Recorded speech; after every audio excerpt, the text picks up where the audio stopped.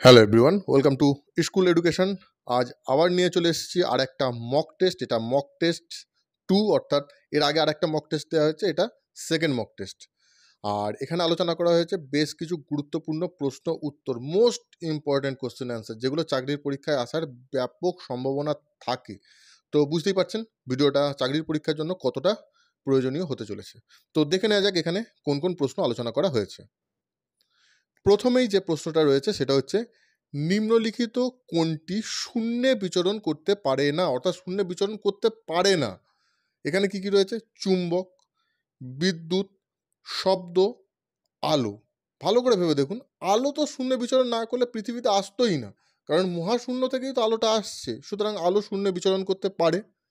বিদ্যুৎ, বিদ্যুৎও শূন্যে বিচরণ করতে পারে, কারণ আর চুম্বক, চুম্বকও শূন্যে বিচরণ করতে পারে, কারণ চুম্বকত্ব, চুম্বকীয় যে শক্তি, তার মাধ্যমেই তো সূর্যের চারিপাশে পৃথিবী বা অন্যান্য গ্রহগুলো ঘুরছে, বা একটা নক্ষত্র থেকে আর একটা নক্ষত্রের দূরত্ব এগুলো মেনটেন হচ্ছে, এগুলো সবই তো চৌম্বকীয় শক্তির মাধ্যমে। সুতরাং চুম্বক, বিদ্যুৎ, আলো, এগুলো কিন্তু সবই শূন্যে বিচরণ করতে পারে। সুতরাং শূন্যে বিচরণ করতে পারে না কি? শব্দ। শব্দকে যদি শূন্যে ছেড়ে দেওয়া হয় সেটা কিন্তু বিচরণ করতে পারবে না, কারণ শব্দকে এক জায়গা থেকে আর এক জায়গায় যেতে গেলে অবশ্যই একটা না একটা কোনো মাধ্যম অবশ্যই প্রয়োজন। সুতরাং এর সঠিক উত্তর অপশন সি। নেক্সট প্রশ্ন, নিম্নলিখিতগুলির মধ্যে কোনটি মাছ? এখানে দেখুন অনেক কটা নাম আছে, যেমন sea horse, sea cucumber, sea hare, sea cow. এর মধ্যে সঠিক উত্তর হচ্ছে option A, sea horse. Sea horse কিন্তু একটি মাছ। নেক্সট প্রশ্ন, হাঙরের কি প্রকৃতির লেজ দেখা যায়?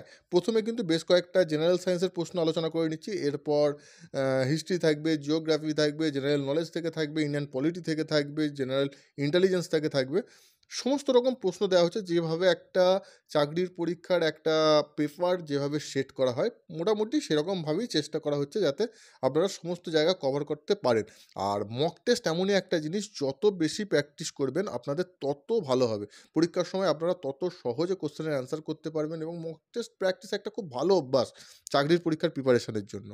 তো এখানে প্রশ্নটা কি রয়েছে, হাঙরের কি প্রকৃতির লেজ দেখা যায়? এখানে রয়েছে heterocercal, platycercal, homocercal, এবং অপশান ডিতে রয়েছে কোনোটি নয়। এর সঠিক উত্তর হচ্ছে option A, hetero circle.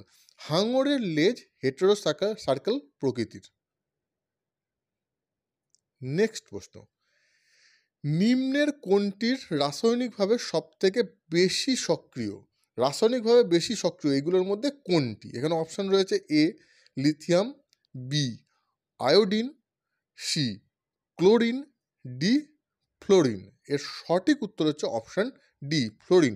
Fluorine হচ্ছে এইগুলির মধ্যে সবথেকে বেশি রাসায়নিকভাবে সক্রিয়। নেক্সট, লিম্ফোসাইট মানবদেহের কোন অংশে তৈরি হয়? এখানে অপশান কি রয়েছে? অপশান রয়েছে এ প্লীহা, বি যকৃৎ, সি হৃৎপিণ্ড, ডি অস্থিমজ্জা। দেখুন আপনারা চেষ্টা করুন অ্যান্সার করার। আপনারা প্রথমে চেষ্টা করে নেবেন যে কী অ্যান্সার হচ্ছে, তারপর তো আমি বলে দিচ্ছি, তারপর মিলিয়ে নেবেন, তারপর দেখবেন যে আপনাদের কটা সঠিক উত্তর হলো আর কটা ভুল হলো। এর সঠিক উত্তর হচ্ছে অপশান এ প্লীহা। লিম্ফোসাইট মানবদেহের প্লীহা অংশে তৈরি হয়। অনেকগুলো জেনারেল সায়েন্সের কোশ্চেন আলোচনা হলো, এবার কয়েকটা হিস্ট্রির কোশ্চেন আলোচনা করা যাক। নেক্সট প্রশ্ন, প্লেটো অফ হিজ ট্রাইব কাকে বলা হয়? এখানে কি কি অপশান রয়েছে? এখানে অপশান রয়েছে গুরু অর্জুন, গুরু রামদাস, গুরু হরগোবিন্দ, গুরু গোবিন্দ সিং। এর সঠিক উত্তর হচ্ছে গুরু গোবিন্দ সিং, অর্থাৎ option D, Plato of his tribe বলা হয় গুরু গোবিন্দ সিংকে। নেক্সট প্রশ্ন, খুব ইম্পর্টেন্ট প্রশ্ন, শেষ রাজপুত রাজা কে ছিলেন?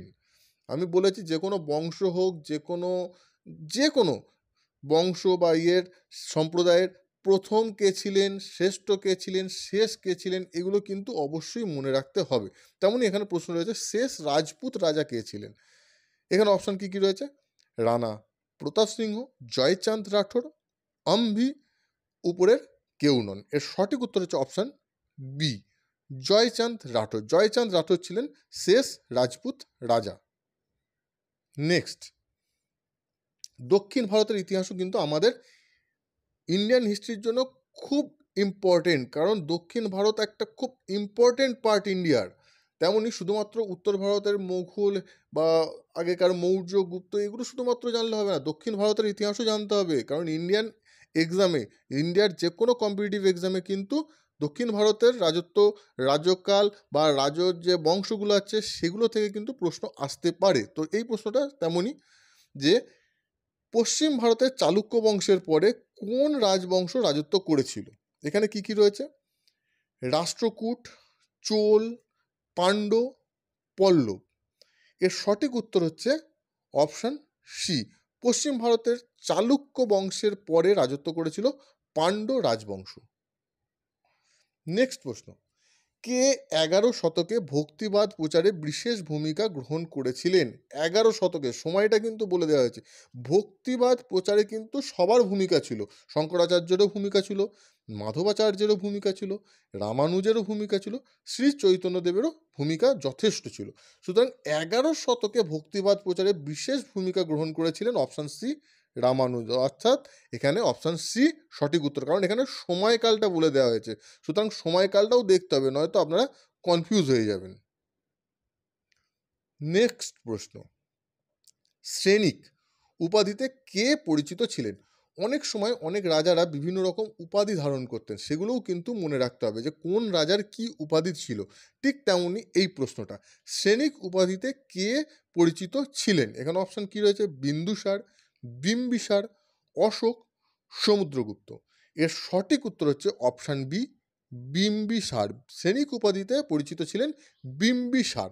এখানে বিম্বিসার আর বিন্দুসারকে কিন্তু এক করে ফেললে হবে না, অনেক সময় স্টুডেন্টরা এখানে কিন্তু মারাত্মক রকম ভুল করে ফেলে।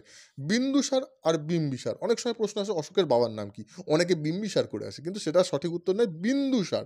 আর বিম্বিসার কার পিতা ছিলেন? বিম্বিসার ছিলেন অজাতশত্রুর পিতা। অজাতশত্রু বিম্বিসারকে এক প্রকার বন্দি করে এবং পরবর্তীকালে হত্যা করে তিনি সিংহাসনে বসেছিলেন। সুতরাং বিম্বিসার আর বিন্দুসারকে এক করলে হবে না। এবং বিম্বিসার সম্বন্ধে আমরা কি জানলাম? তার উপাধি ছিল শ্রেণিক, এবং তার পুত্রের নাম কি জানলাম? তার পুত্রের নাম ছিল অজাতশত্রু। অজাতশত্রুর একটি উপাধি ছিল, সেটাও জেনে নিই, অনেকটা সিমিলার। ওই জন্য অজাতশত্রুর উপাধি ছিল কুনিক, অর্থাৎ শ্রেণিক উপাধি ছিল বিম্বিসারের, কুনিক উপাধি ছিল অজাতশত্রুর। এবং এতটা যতক্ষণ আলোচনা করলাম বিম্বিসার কোন বংশের রাজা ছিলেন, এটা আপনাদের জন্য প্রশ্ন থাকলো, আপনারা কমেন্ট বক্সে এর উত্তরটা দিয়ে দিন। এটা খুব সহজ উত্তর, বিম্বিসার কোন বংশের রাজা ছিল, কমেন্ট বক্সে আপনারা এর উত্তরটা দিন। নেক্সট প্রশ্ন, ভারতে দ্বিজাতি তত্ত্বের প্রবর্তক কে? এখানে অপশন কি রয়েছে? মোহাম্মদ আলী জিন্নাহ, সৈয়দ আহমেদ খান, রহমত আলী, মোহাম্মদ ইকবাল। এখানে দেখুন প্রথমেই অপশানে রয়েছে মোহাম্মদ আলী জিন্নাহ, এবং ভারত দ্বিখণ্ডিত হওয়ার জন্য, ভারত এবং পাকিস্তান দ্বিখণ্ডিত হওয়ার জন্য সবথেকে বড় হাত মানা যায় মোহাম্মদ আলী জিন্নাহ। সুতরাং এখানে বলা হয়েছে দ্বিজাতি তত্ত্বের প্রবর্তক। এই দ্বিজাতি তত্ত্বের প্রবর্তক দেখি বহু স্টুডেন্ট কিন্তু মোহাম্মদ আলী জিন্নাহতে সঠিক উত্তর করে দিয়ে আসবে, সঠিক উত্তর না মানে ওই অপশানে টিক করে দিয়ে আসবে, কিন্তু সেটা যদি করে সেক্ষেত্রে অ্যান্সার ভুল হবে, কারণ এটা সঠিক উত্তর নয়। মোহাম্মদ আলী জিন্নাহ দ্বিজাতি তত্ত্বের প্রবর্তক ছিলেন না। হ্যাঁ, ভারত পাকিস্তান বিভাজনের ক্ষেত্রে মোহাম্মদ আলী জিন্নাহর হাত ব্যাপকভাবে ছিল, এটা অস্বীকার করার কোনো জায়গা নেই, কিন্তু দ্বিজাতি তত্ত্বের প্রবর্তক হলেন সৈয়দ আহমেদ খাঁ, অর্থাৎ এর সঠিক উত্তর অপশান বি, ভারতে দ্বিজাতি তত্ত্বের প্রবর্তক সৈয়দ আহমেদ খাঁ। নেক্সট প্রশ্ন, কাকে ভারতের নাইটেঙ্গেল বলা হয়? এখানে অপশন কি রয়েছে? Annie Besant, Lata Mangeshkar, Sarojini Naidu, নূরজাহাঁ। এর সঠিক উত্তর হচ্ছে অপশান সি, সরোজিনী নাইডুকে ভারতের নাইটেঙ্গেল বলা হয়। এই সরোজিনী নাইডুই ছিলেন প্রথম ভারতীয় মহিলা সভাপতি জাতীয় কংগ্রেসের। এই প্রশ্নটা কিন্তু খুব আসে যে ভারতীয় জাতীয় কংগ্রেসের প্রথম ভারতীয় মহিলা সভাপতি কে ছিলেন, সেক্ষেত্রে উত্তর হবে সরোজিনী নাইডু। এখনো পর্যন্ত আমার প্রশ্নটা বুঝতে পারলেন? এর আগে আমি যে প্রশ্নটা করলাম যে প্রথম ভারতীয় মহিলা সভাপতি জাতীয় কংগ্রেসের কে ছিলেন, সরোজিনী নাইডু। কিন্তু এই প্রশ্নটাই যদি এইভাবে আসে যে জাতীয় কংগ্রেসের প্রথম মহিলা সভাপতি, তাহলে কিন্তু অ্যান্সার সরোজিনী নাইডু হবে না। সেক্ষেত্রে যদি আপনারা সরোজিনী নাইডু করে আসেন তাহলে অ্যান্সার কিন্তু ভুল হবে। কারণ প্রথম মহিলা সভাপতি ছিলেন ভারতীয় জাতীয় কংগ্রেসের, তিনি হলেন অ্যানি বেসান্ত। অপশান এতে যিনি অ্যানি বেসান্ত আছেন, ইনি ছিলেন প্রথম মহিলা সভাপতি জাতীয় কংগ্রেসের। কিন্তু প্রথম ভারতীয় মহিলা সভাপতি যদি প্রশ্নটা থাকে, সেই ক্ষেত্রে উত্তর হবে সরোজিনী নাইডু। সুতরাং দেখতেই পাচ্ছেন একটা কোশ্চেনের সঙ্গে আমরা আলোচনার মাধ্যমে আরও কতগুলো কোশ্চেনের অ্যান্সার আমরা জেনে নিচ্ছি। আপনারা যদি এখনও পর্যন্ত এই চ্যানেল সাবস্ক্রাইব না করে থাকেন তো প্লিজ সাবস্ক্রাইব করে নিন, যাতে আমরা সবাই একসঙ্গে যুক্ত থাকতে পারি। আমরা যে ভিডিওগুলো দেবো সেই ভিডিওগুলো আপনারা দেখে আপনাদের চাকরির পরীক্ষার প্রিপারেশন নিতে পারেন। তো আপনারা যদি এখনও পর্যন্ত এই চ্যানেল সাবস্ক্রাইব না করে থাকেন অবশ্যই সাবস্ক্রাইব করে নিন। নেক্সট প্রশ্ন, তাঁত বস্ত্র বয়ন কেন্দ্র হিসাবে নিম্নলিখিত কোন স্থানটি বিখ্যাত? এখানে কি কি রয়েছে? এখানে রয়েছে জগদলপুর, ত্রিবান্দ্রম, কানপুর, চান্দ্রি। এর সঠিক উত্তর হচ্ছে অপশান ডি, চান্দ্রি। তাঁত বস্ত্র বয়ন কেন্দ্র হিসাবে চান্দ্রি স্থানটি বিখ্যাত। নেক্সট, নিম্নোক্ত কোন রাজ্যটি মায়ানমারের সাথে সীমানা স্পর্শ করেনি? আপনারা যদি নর্মালি ভারতের ম্যাপ দেখেন তাহলে খুব সহজেই এর অ্যান্সার কিন্তু পেয়ে যাবেন, কারণ সিকিম এর হচ্ছে সঠিক উত্তর। সিকিমের অবস্থান এমন একটা জায়গায় যার একদিকে রয়েছে চীন, এবং সিকিমের সঙ্গে মায়ানমারের কোনো রকম সীমানা স্পর্শ হয়নি। এছাড়া বাকি যেগুলো রয়েছে, কারণ মায়ানমার কোন দিকে, ভারতের যে নর্থ ইস্ট যে স্টেটগুলো আছে তারও পূর্ব দিকে হচ্ছে মায়ানমার। সুতরাং নর্থ ইস্ট স্টেটের মধ্যে সিকিম পড়লেও সিকিম কিন্তু পুরোপুরি নর্থ ইস্টে নয়, সিকিম হচ্ছে আমাদের ওয়েস্ট বেঙ্গলের উত্তরে। সুতরাং যে নর্থ ইস্টের যে স্টেটগুলো রয়েছে তার কিন্তু বাঁ সাইডে অবস্থান করছে সিকিম। সুতরাং বাঁ সাইডে অবস্থান করছে কোন কোন রাজ্যগুলো? সিকিম অবস্থান করছে, আসাম অবস্থান করছে, ত্রিপুরা অবস্থান করছে। সুতরাং এইগুলো কখনোই কিন্তু মায়ানমারের সঙ্গে সীমানা টাচ করেনি। এইগুলো কিন্তু সহজে মনে রাখতে হবে, বুঝতে হবে যে যদি অনেক সময় এরকম ধরনের প্রশ্ন আসে, আপনারা যদি একটু কনফিউজ হয়ে যান, তখন কিন্তু এইভাবে আপনাকে কোশ্চেনের অ্যান্সার বার করতে হবে যে তার অবস্থানটা কোথায়, মায়ানমারের অবস্থানটা কোথায়, এইভাবে কিন্তু অ্যান্সার বার করতে হবে। সুতরাং সিকিম রাজ্যটি মায়ানমারের সাথে সীমানা স্পর্শ করেনি, এই প্রশ্নের সঠিক উত্তর। নেক্সট প্রশ্ন, খুব ইম্পর্টেন্ট, বহু পরীক্ষায় এসছে, সাইলেন্ট ভ্যালি ভারতের কোথায় অবস্থিত? এখানে অপশন রয়েছে নাগাল্যান্ড, সিকিম, মণিপুর, কেরল। এর সঠিক উত্তর হচ্ছে option D, Kerala. Silent valley কেরলে অবস্থিত। নেক্সট প্রশ্ন, এবং খুব ইম্পর্টেন্ট প্রশ্ন, জিওগ্রাফির খুব খুব ইম্পর্টেন্ট প্রশ্ন, পেঁজা তুলোর মতো মেঘকে কি বলে? এখানে কি কি রয়েছে? Cumulonimbus, stratocumulus, cumulus, cirrus. এর সঠিক উত্তর হচ্ছে অপশান ডি, সিরাস। পেঁজা তুলোর মতো মেঘকে বলা হয় সিরাস। এবং এখানে আর একটি মেঘ যেটা সব থেকে ইম্পর্টেন্ট, পরীক্ষায় আসার বিশেষ সম্ভাবনা থাকে, সেটা হচ্ছে কিউমুলোনিম্বাস। কিউমুলোনিম্বাস হচ্ছে ঘন, কালো, গভীর এবং বিশাল আকার মেঘ।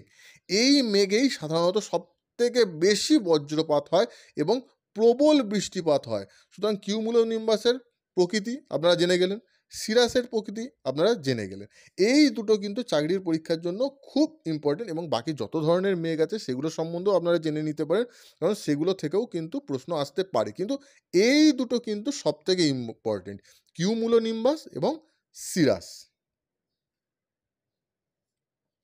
নেক্সট, সুদ হার নীতি কিসের অংশ?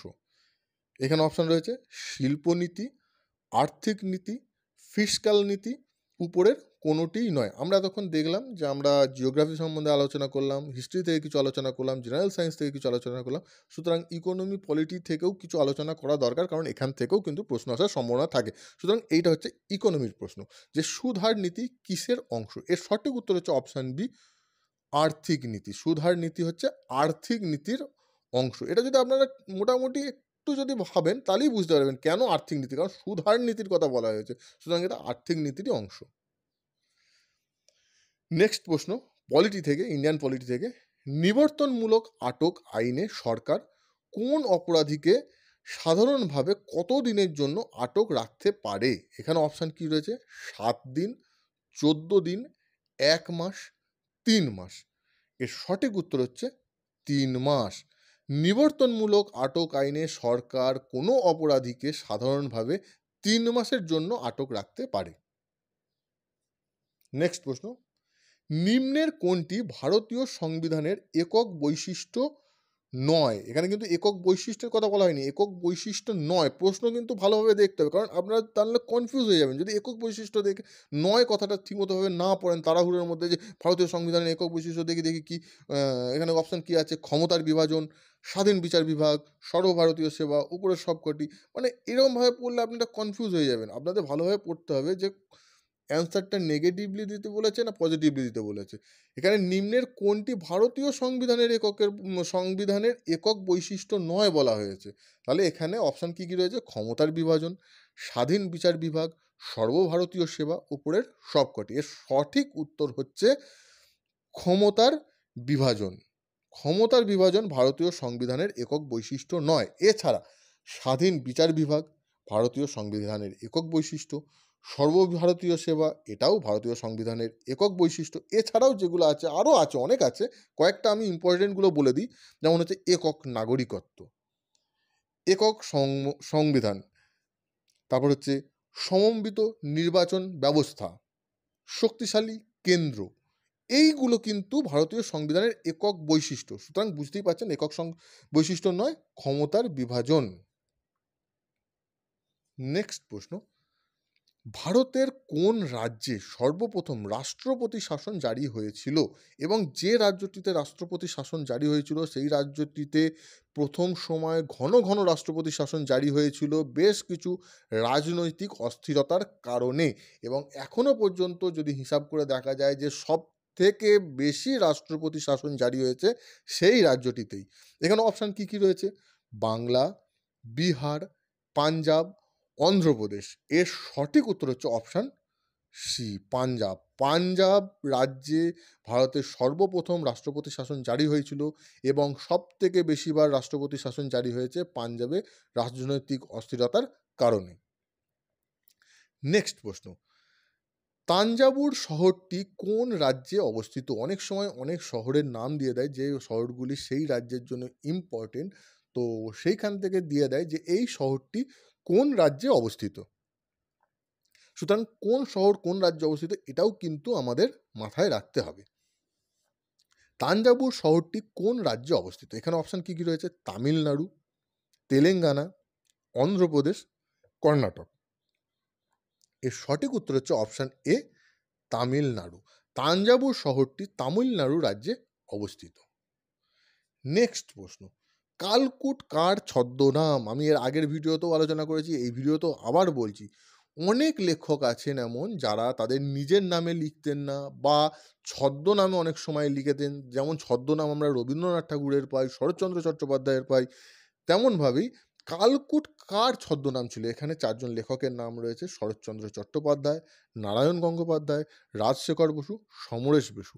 এর সঠিক উত্তর হচ্ছে অপশান ডি, সমরেশ বসু। কালকুট সমরেশ বসুর ছদ্মনাম ছিল। নেক্সট প্রশ্ন, এটা জেনারেল ইন্টেলিজেন্স থেকে, বেমানান শব্দটি সন্ধান করুন। এখানে কি কি রয়েছে? Umpire, helper, linesman, referee.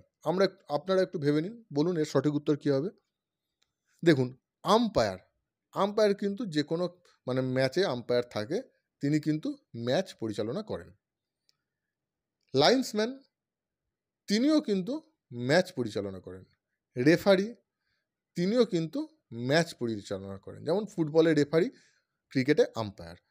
তার মানে লাইন্সম্যান, রেফারি, আম্পায়ার এরা কিন্তু ম্যাচ পরিচালনা করে, কিন্তু হেল্পার কিন্তু কোনো ম্যাচ পরিচালনা করে না, তিনি হেল্প করেন। সুতরাং এখানে সঠিক উত্তর হচ্ছে হেল্পার, কারণ বেমানান শব্দ এখানে হেল্পার। নেক্সট প্রশ্ন, কোনটি আলাদা? এখানে 4টি অপশান দেওয়া আছে: হাত, আঙুল, গাছ ডাল, টেবিল বেঞ্চ, ঘর মেঝে। এবার দেখে নিই কোনটা আলাদা হতে পারে এর মধ্যে। আঙুল হাতেই অবস্থিত, হাত আছে তাই আঙুল আছে। গাছ ডাল, গাছ আছে তাই ডাল আছে, কারণ ডাল গাছে থাকে। ঘর মেঝে, ঘর মেঝে কি? মেঝে তখনই থাকবে যদি ঘর থাকে, ঘর না থাকলে মেঝে থাকার কোনো ব্যাপার নেই। সুতরাং ঘর আছে বলেই মেঝে আছে। কিন্তু টেবিল বেঞ্চ, টেবিল বেঞ্চের কি কোনো সম্পর্ক আছে যে টেবিল আছে বলে বেঞ্চ আছে বা বেঞ্চ আছে বলে টেবিল আছে? তার তো কোনো সম্পর্ক নেই। টেবিল থাকলে বেঞ্চ নাও থাকতে পারে বা বেঞ্চ থাকলে টেবিল নাও থাকতে পারে। সুতরাং এখানে আলাদা কি? টেবিল বেঞ্চ, অর্থাৎ অপশন সি এখানে সঠিক উত্তর। নেক্সট প্রশ্ন, এই প্রশ্নগুলো না এমন একটা ধাঁধার মতন, আপনি এক্সাম সেন্টারে আপনার টাইম কিল করার জন্য এইরকম ধরনের কোশ্চেন কিন্তু দেওয়া হয়, যাতে আপনারা এই প্রশ্নের সঠিক উত্তর করতে পারবেন, কিন্তু তার জন্য আপনাকে ভাবতে হবে, এবং ভাবতে গিয়ে আপনি দেখা গেল একটা কোশ্চেনের জন্য 3 থেকে 4 মিনিট টাইম নষ্ট করে ফেললেন। 3 থেকে 4 মিনিট টাইম একটা প্রশ্নের পিছনে নষ্ট করে ফেলা মানে আপনার অন্যান্য প্রশ্নের পিছনে কিন্তু আপনি টাইম দিতে পারবেন না, তখন তাড়াহুড়ো করতে গিয়ে কিন্তু আপনি প্রশ্নের উত্তর ভুল করবেন। তো টাইম কিল করার জন্য কিন্তু এরকম ধরনের প্রশ্ন দেয়। এরকম ধরনের প্রশ্ন সবসময় মনে রাখা মানে ভেবে অ্যান্সার করা সবসময় সম্ভব না। কারণ ভেবে অ্যান্সার করলে আপনি সঠিক উত্তর করতে পারবেন, এটুকু কনফার্ম। কিন্তু আপনি ভেবে যদি অ্যান্সার করতে যান, সেক্ষেত্রে কিন্তু আপনার টাইম নষ্ট হবে। তো যার কারণে এইরকম ধরনের কোশ্চেনের অ্যান্সারগুলো কিন্তু যত প্র্যাকটিস করবেন, তত আপনার মনের মধ্যে গেঁথে যাবে, আপনার মাথায় ঢুকে যাবে, এবং আপনার তখন চিন্তাভাবনা করার দরকার নেই। প্রশ্ন দেখার সঙ্গে, সঙ্গে আপনি অ্যান্সার করে দিতে পারবেন। তো এই কারণেই কিন্তু মক টেস্ট দেওয়া উচিত, প্র্যাকটিস সেটে প্র্যাকটিস করা উচিত। এই কারণগুলোই, এই প্রশ্নগুলোর অ্যান্সারের জন্যই। কারণ এগুলো হচ্ছে টাইম কিল করার প্রশ্ন। প্রশ্নটা কী রয়েছে? প্রত্যেকদিন ঘড়ির কাঁটা দুটি একে অপরকে কতবার অতিক্রম করে? অর্থাৎ ঘন্টার কাঁটা আর মিনিটের কাঁটা প্রত্যেকদিন কতবার একে অপরকে অতিক্রম করে? এখানে অপশন কী রয়েছে? 22 বার, 23 বার, 24 বার, 25 বার। এর সঠিক উত্তর হচ্ছে অপশান এ, 22 বার। প্রত্যেক দিন ঘড়ির কাঁটা, মিনিটের কাঁটা এবং ঘন্টার কাঁটা একে অপরকে 22 বার অতিক্রম করে। এই যে আপনাদের মাথায় ঢুকে গেল, এই যে প্রশ্নটা প্র্যাকটিস করলেন, এরপর আপনাদের আর ভাবার দরকারই নেই। এই প্রশ্নটা আসলে আপনারা সঙ্গে সঙ্গে 22 বার অ্যান্সার করে দিয়ে চলে আসবেন। আপনার 5 সেকেন্ড মাত্র টাইম লাগবে, কোনো টাইম কিল হবে না। এর জন্যই কিন্তু মক টেস্ট প্র্যাকটিস করা অবশ্যই দরকার। আজকের ভিডিও এই পর্যন্তই। আশা করি আপনাদের ভালো লেগেছে। ভালো লাগলে অবশ্যই লাইক করুন, কমেন্ট করুন। কমেন্টে অবশ্যই জানান যে ভিডিওগুলো আরও কীভাবে বানালে আপনারা উপকৃত হতে পারবেন।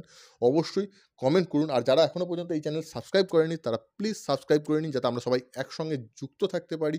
প্রত্যেকটা ভিডিওর নোটিফিকেশান আপনারা পেতে পারেন, এবং প্রত্যেকটা ভিডিও দেখে আপনারা আপনাদের চাকরির পরীক্ষার প্রিপারেশান নিতে পারেন। এবং ভিডিওগুলি যদি ভালো লাগে, তো অবশ্যই সোশ্যাল মিডিয়ায় বিভিন্ন স্থানে, যেমন ফেসবুক, হোয়াটসঅ্যাপ বা টেলিগ্রাম বা বিভিন্ন জায়গায় আপনারা ভিডিওগুলো শেয়ার করুন, যাতে অন্যান্য স্টুডেন্টরাও ভিডিওগুলো দেখে উপকৃত হতে পারে। সো এতক্ষণ ভিডিও দেখার জন্য আপনাদের সবাইকে অসংখ্য ধন্যবাদ। Thank you.